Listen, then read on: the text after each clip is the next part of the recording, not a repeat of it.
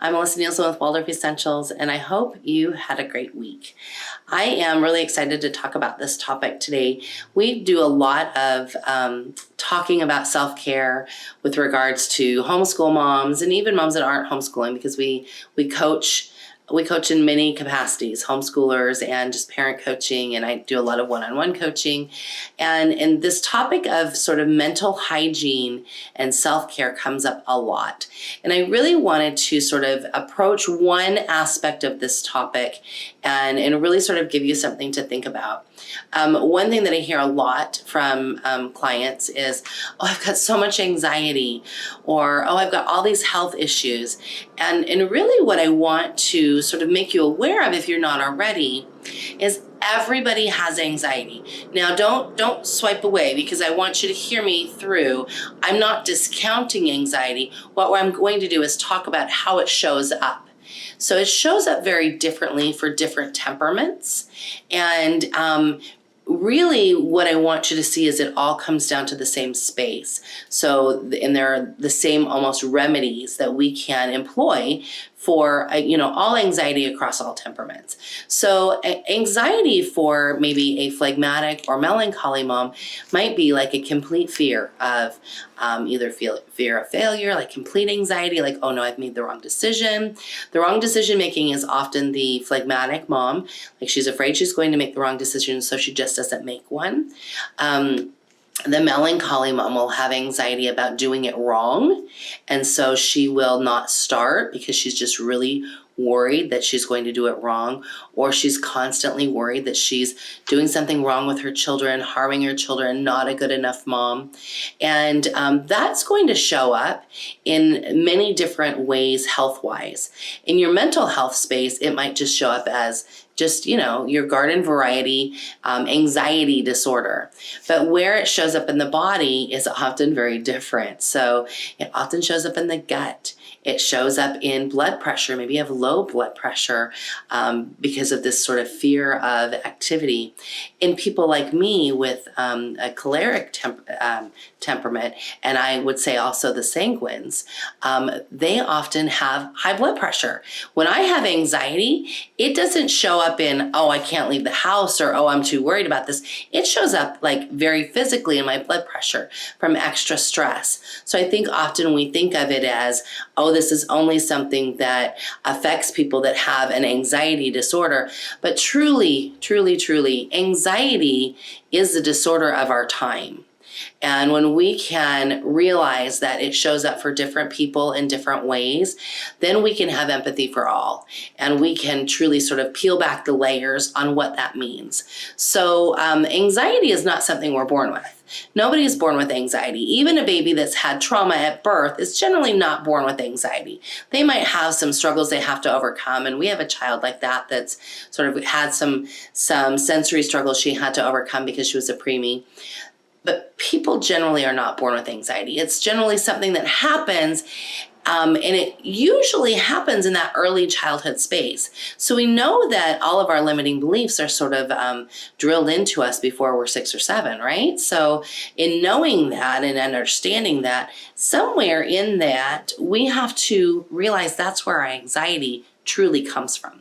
So our anxiety comes from a space that either as a child, we were made to feel like we had to be stressed and hurried all the time, or we weren't enough, or maybe we had people make too many decisions for us, so then it makes decision making very hard for us. So I want you, if you're struggling with anxiety, to sort of step back, and instead of looking at it from this very medical perspective of, oh, this is something that I need medication for, which I also, I take medication for my anxiety. It's called blood pressure medication. I want you to think about it in broader terms. I want you to also think that, how can I take that piece that is causing me so much anxiety and sort of figure out where it came from?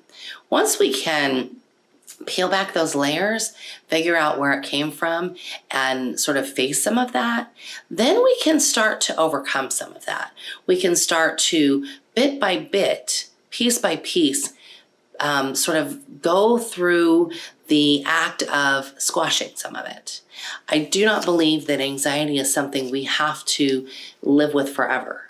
I believe that it is something that has become a habit. And so we are showing up that way, and there's no fault in that. There's no blame in that. There's no shame in that. It is something that we have to learn to sort through. And that looks very different for different people. So for some, it might be, just really figuring out what's the stressor. But here's one thing that I found in doing the work that Eric and I have done together. When you take away the stressors, after you've stressed your whole life, and you start to take away the stressors, your body says, hey, wait a minute, I'm not comfortable anymore. I really need to be stressed out. And so your body starts to find other things to be stressed out about. So as you start down this journey of figuring out your anxiety and figuring out where it comes from and how you can take these things off your plate to make your anxiety less, be aware that your body's going to fight back at you. So the best ways to combat that really are through meditation. And I know I talk about meditation a lot, but meditation is such a beautiful gateway to figuring out how to not have the effects of anxiety affect your life. So anxiety does, cripples us sometimes, and sometimes very literally. The effects of the anxiety that I had were that it put me in the hospital. I would venture to say a lot of people that have generalized anxiety disorders are more susceptible to heart attack, more susceptible to things that truly, grab at their soul, and they just feel heartbroken. And while we are mixing sort of medical terms and some physiological ideas in here and emotion, they cannot be separated. In fact, current science tells us that all of those things are related. And we can see in reading some of the studies that have been recently released about anxiety and mental health and all of those things, that truly the way to combat it isn't always medication. It's definitely how we get out of the hole and how we sort of move forward. But really what we want to do is figure out how to change the habits. So that's a long process. That's not something where you go, well, she said I should get away from the medication, so I'm just going to stop doing that today. Absolutely not. I have been on blood pressure medication for 6 years. And for 6 years, I started on a lot of medication and I weaned myself down to one. But I still take that pill every day. And when I don't take it, I feel it. And so I can feel when I have stress and it just wells back up. And so that doesn't mean that you're going to be able to completely walk away from a pharmaceutical. It might mean that you still have to take something. But if you become more present about your anxiety, you become more present about what causes it, you become more present about how to alleviate it, you become more present about how to sort of stay ahead of it, how to stay away from maybe that edge that you don't want to walk over, then you can say, oh no, I see the edge and I'm going to step back here away from it. There are going to be things that will trigger your anxiety. Everybody has different triggers. And I kind of really hate that word because it's an overused word. I think triggers and anxiety are just majorly overused words in our society today. Doesn't mean that they're not real words that we actually need to listen to. But it means that, at least from where I stand, that we have agency. We have agency to be able to say, I don't have to be triggered by that anymore.